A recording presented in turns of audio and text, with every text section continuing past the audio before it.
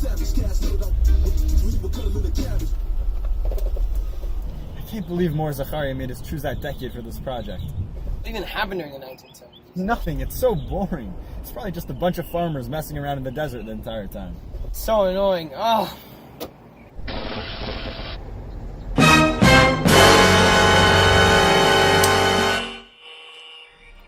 The Munich Olympic Games, 1972, September 5th. Just before dawn, 8 Palestinian gunmen slip into the Olympic Village and storm the Israeli quarters. The Palestinians killed 2 athletes almost immediately and take 9 other Israeli officials and athletes hostage. After a tense standoff lasting until early evening, the Germans fly the Palestinians and their hostages to an airport outside Munich. Germany never intends to let the Palestinians take off and stations 5 snipers around the airport. A massive firefight ensues, ending with 5 Palestinians dead, along with all the hostages and 1 German police officer. Chaos, disaster, death.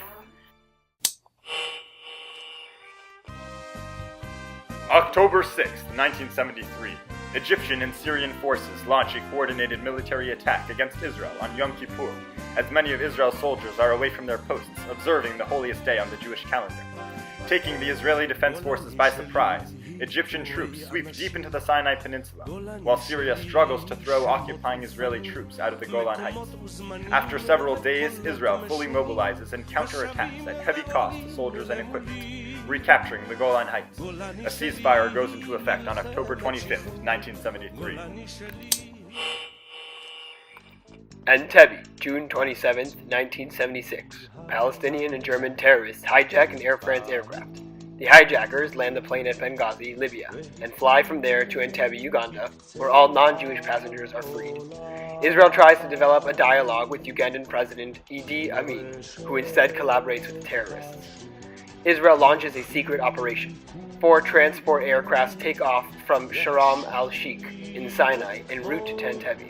Israeli soldiers raid in the Entebbe airport, resulting in 5 Israeli casualties, most notably IDF officer Yonatan Yoni Netanyahu, brother of Prime Minister Benjamin Netanyahu. On the return flight, the planes land in Nairobi, Kenya for refueling and to attend to the fatally wounded with medical care, with much assistance and support from the Kenyans. Washington, D.C., 1977. In a ceremony at the White House, Egyptian President Anwar el-Sadat and Israeli Prime Minister Menachem Begin sign a historic peace agreement, ending 3 decades of hostilities between Egypt and Israel and establishing diplomatic and commercial ties. Less than 2 years earlier, in an unprecedented move for an Arab leader, Sadat traveled to Jerusalem to seek a permanent peace settlement with Egypt's Jewish neighbor. Sadat's visit, in which he met with Begin and spoke before Israel's parliament, was met with outrage in most of the Arab world. In September 1978, the 2 leaders met again in the United States, where they negotiated an agreement with U.S. President Jimmy Carter at Camp David, Maryland. The Camp David Accords, the first peace agreement between the State of Israel and one of its Arab neighbors, laid the groundwork for diplomatic and commercial relations. 7 months later, a formal peace treaty was signed. For their achievement, Sadat and Begin were jointly awarded the 1978 Nobel Prize for Peace. Whoa. Well, that was awesome. Yeah, that was so interesting. Wow, full of ups and downs, the 1970s sure were a wild ride. On to the next decade.